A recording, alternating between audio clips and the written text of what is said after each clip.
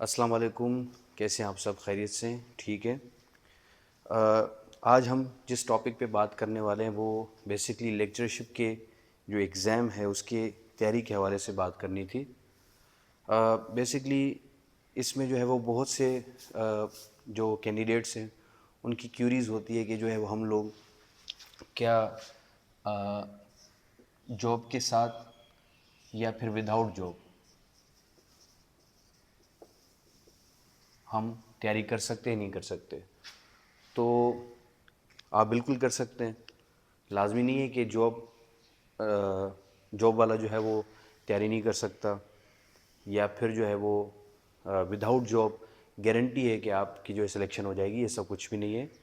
ये डिपेंड करता है आपकी जो है वो टेक्निक्स के ऊपर।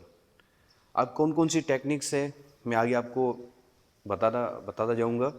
लेकिन सबसे पहले तो आप ये क्लियर करें कि जो जॉब करते हैं और जो जॉब नहीं करते दोनों जो है वो हो सकते हैं, दोनों सिलेक्ट हो सकते हैं। मैं आपको अपनी मिसाल देता हूँ कि जो है मैंने जॉब के होते मैंने तैयारी की थी और अल्हम्दुलिल्लाह मैंने जो है वो ये अचीव किया। पूरे बलूचिस्तान में मेरी सेकंड पोजीशन है अल्हम्दुलिल्लाह। तो मैं अपना एक्सपीरियंस आपके साथ अभी शेयर करने वाला हूँ। तो बस आपने क्या करना है, इसको अपने माइंड में रखना है। सबसे पहले जो टेक्निक है वो ये है कि आपने 3 से 4 घंटे आपने डेली पढ़ने होते हैं। 3 से 4 घंटे जब आप पढ़ेंगे तो ख़ुद ब खुद आपके अंदर आइडियाज़ आना शुरू हो जाएंगे। आपको टॉपिक की समझ आएगी। आप रीडिंग हैबिट आपके अंदर आएगी। रीडिंग हैबिट बहुत लाजमी है। जब तक आपके अंदर रीडिंग हैबिट्स डेवलप नहीं होगी आप मज़ीद कामयाब नहीं हो सकते। सबसे पहले रीडिंग आपके अंदर आपने अपनी जो है वो हैबिट प्रोड्यूस करनी है, ठीक है।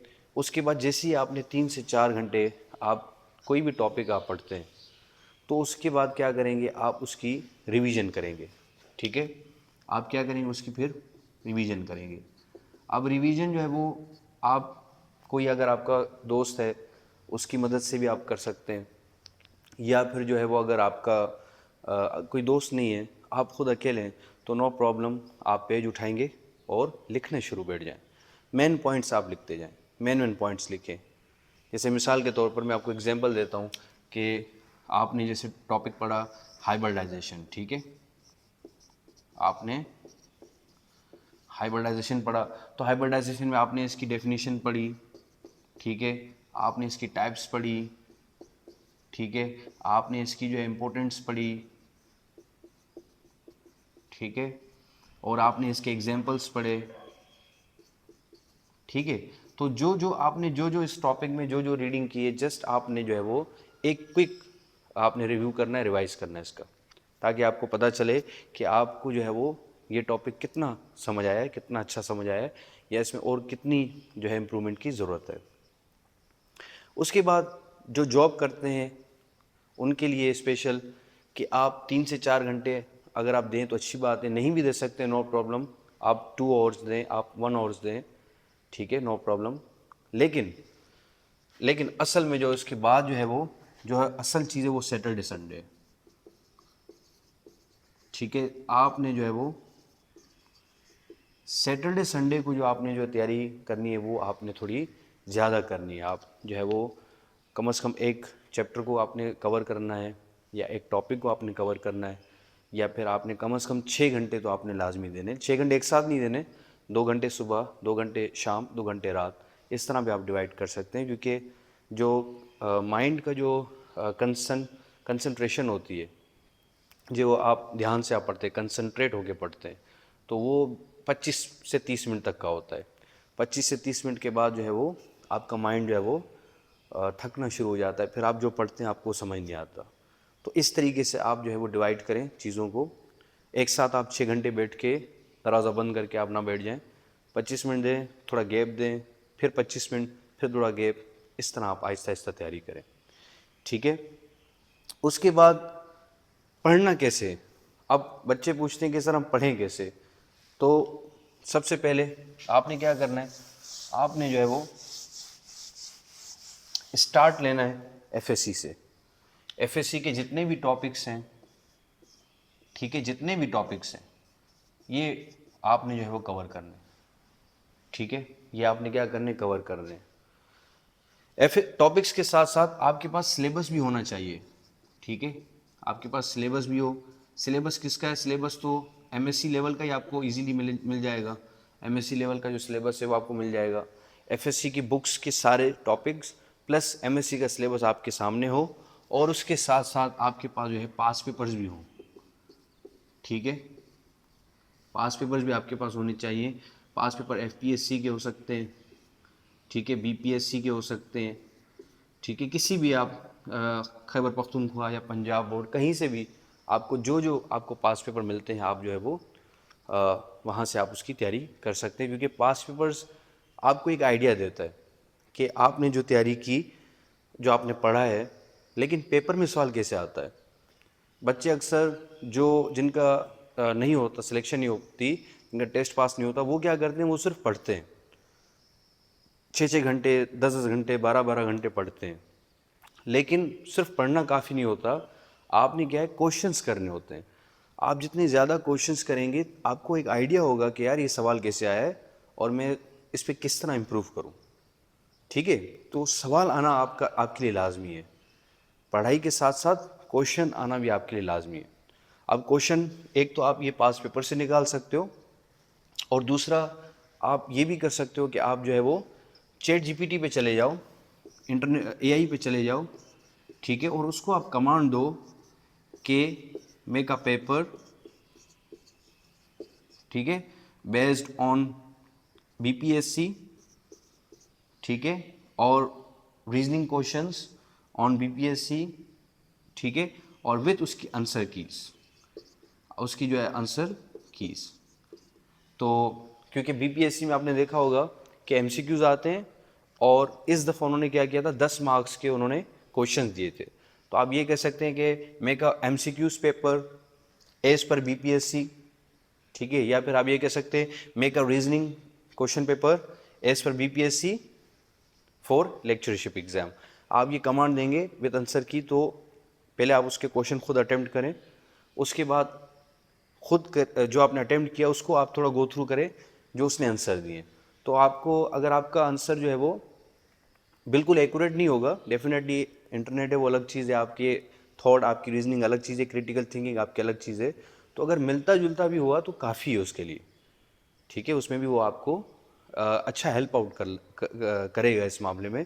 लाजमी नहीं है कि जो आपका आंसर हो और हूबहू एआई का भी वही आंसर हो, तो ये लाजमी नहीं है। आपका अगर आंसर उसके साथ मिलता जुलता है, that is enough for you, ठीक। उसके बाद अब ये आपने टॉपिक्स के लिए। अच्छा, अब एक और बच्चे सवाल पूछते हैं कि सर क्या एमएससी का सिलेबस सारा करना है? भाई टू बी ऑनेस्ट, मैंने सारा नहीं किया था, ठीक है, और सारा हो भी नहीं सकता। बहुत मतलब बहुत लेंथी सिलेबस है, आप हर topic, each and every topic आप कवर नहीं कर सकते। हाँ, अगर कोई बच्चा करता है, इट इज़ वेरी गुड, उसके लिए बहुत अच्छा है। लेकिन अगर आप जो है वो इसकी जगह कुछ सिलेक्टेड टॉपिक्स अगर करते हैं, जैसे मिसाल के तौर पर मैं आपको अपनी एक एग्जांपल देता हूँ कि मैंने क्या किया, सिलेक्टेड टॉपिक्स, क्योंकि मैं जॉब करता था, जॉब के साथ पॉसिबल नहीं था कि मैं सारा सिलेबस कर सकूँ, तो मैंने सिलेक्टेड टॉपिक्स की तैयारी की थी। जैसे मिसाल के तौर पर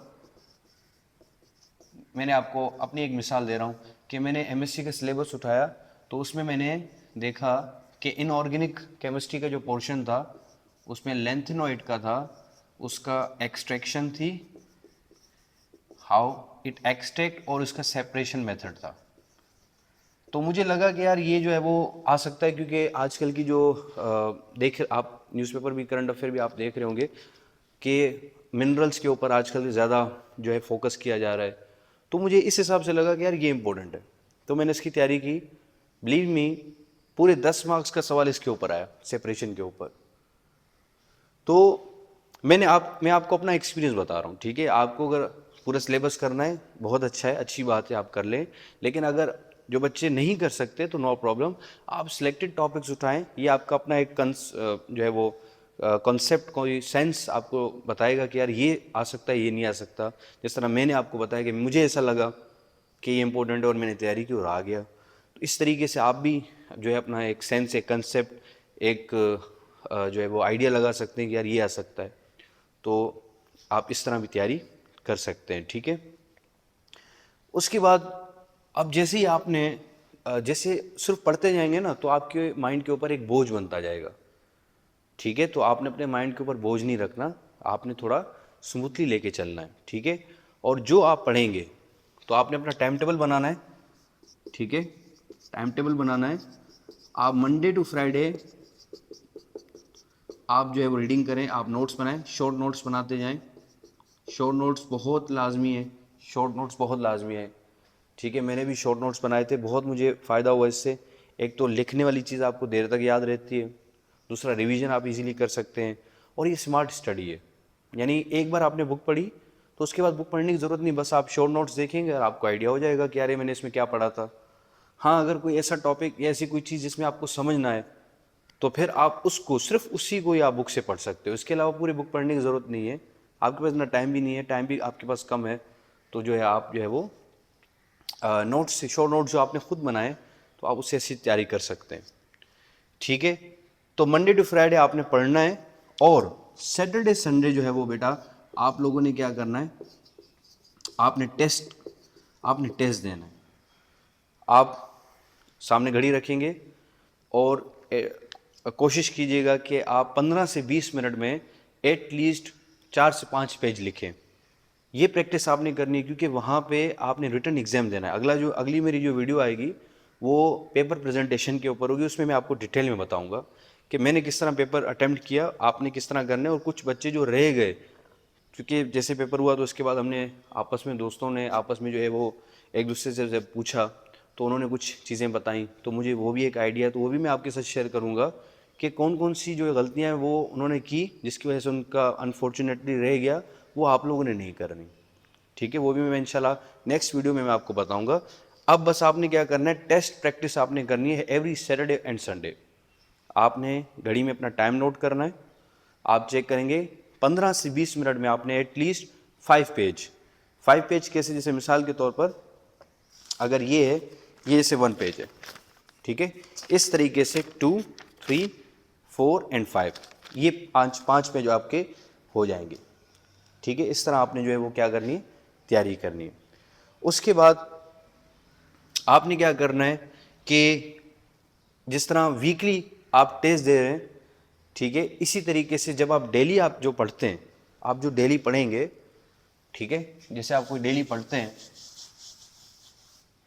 ठीक है, जैसे आपने आज कोई टॉपिक पढ़ा, ठीक है, और उस टॉपिक को पढ़ के आप उसकी उस दिन के लास्ट में भी आप एक कुछ 2 से 3 मिनट की आप क्या करें, उसकी एक समरी बनाएं, ठीक है, ताकि आपको पता चले कि यार, क्योंकि जब आप समरी बनाने बैठेंगे ना तो फिर आपको आइडिया होगा कि इस टॉपिक में मुझे ये चीज़ समझ नहीं आई, या ये चीज़ ये क्या है, वाई, व्हाट, व्हेन, हाउ, इस तरह के WH क्वेश्चन आपके माइंड में आएंगे।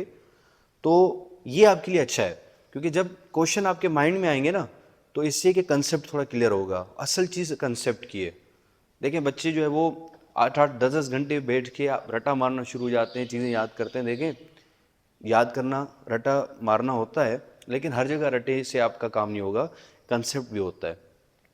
अब आप कहेंगे कि इसमें टाइम लगता है, तो डेफिनेटली टाइम लगेगा, लेकिन ये कि ये लॉन्ग टर्म है, आपकी जो मेहनत है वो ज़ाया नहीं होगी, लॉन्ग टर्म मेहनत होगी और इसका आपको बहुत फ़ायदा होगा। तो कंसेप्ट बहुत लाजमी है। कंसेप्ट कैसे आएगा, जब आप समरी बनाएंगे, एक बार आपने पढ़ लिया, जो आपने पढ़ा उसके डे एंड पे आप जो है वो समरी लिखें, और समरी पूरी लिखनी नहीं है, 2 से 3 मिनट आपके लेंगे, बस आपने वो समरी दे देनी है। बहुत आसान है, देखें पढ़ना बहुत आसान है, बस आपने क्या करना है, टाइम मैनेज करना है। डेली के 3 से 4 घंटे कुछ भी नहीं है यार, आप दे सकते हो, जॉब के साथ दे सकते हो, बस ये कि कंसिस्ट रहना है। आपने कंसिस्ट रहेंगे तो इंशाल्लाह आपकी तैयारी अच्छी होगी, आप अच्छा परफॉर्म कर सकते हो, कोई मुश्किल नहीं है। हमने किया तो इंशाल्लाह आप भी कर सकते हैं, ठीक है। तो असल चीज़ है कंसिस्टेंट एंड टेक्निक्स, ठीक है। जब आप कंसिस्ट हैं, आप टेक्निक यूज़ करेंगे तो इंशाल्लाह आपका भी जो है वो इसमें हो जाएगा। नेक्स्ट वीडियो में इंशाल्लाह बनाऊंगा कि how to present your paper, आपने जो है वो पेपर किस तरह प्रेजेंट करना है, उसमें मैं आपको बताऊंगा कि किस तरह जो है वो आपने पेपर को प्रेजेंट करना है, किस तरह अटेम्प्ट करना है, सवाल को किस तरह आपने टैकल करना है, और अल्हम्दुलिल्लाह मेरी जो सेकंड पोजीशन आई उसकी क्या वजह हो सकती है, तो मैं इंशाल्लाह, क्योंकि रिटन एग्ज़ाम जो है आज आपका जो है वो इंटरव्यू के ऊपर भी भारी है, ठीक है। रिटन असल जो है सारा खेल रिटन का है, ठीक है। तो हमारे जो इंटरव्यू में हम लोग टोटल 5 कैंडिडेट थे और एक सीट थी, और उसमें भी अल्हम्दुलिल्लाह मेरा हुआ। तो इसका मतलब ये कि रिटन मेरा अच्छा हुआ था उनसे, इसीलिए जो है वो इंटरव्यू के ऊपर भी वो जो है वो भारी रहा। तो इंशाल्लाह नेक्स्ट वीडियो जो मैं बनाऊंगा वो बनाऊंगा कि how to present your paper. Paper आपने किस तरह प्रेजेंट करना है, किस तरह आपने सवाल करना है, किस तरह आपने उसके ऊपर लिखना है, किस तरह ग्राफ, टेबल, एग्जाम्पल्स, डायग्राम, ठीक है, किस तरह आपने उसके ऊपर बनानी है, किस तरह आपका पेपर अच्छा लगे, अच्छा हो, ताकि जो एग्जामिनर आपको अच्छे मार्क्स दे। तो इंशाल्लाह नेक्स्ट वीडियो में उस पर बनाऊँगा। तो तब तक के लिए अल्लाह हाफिज़।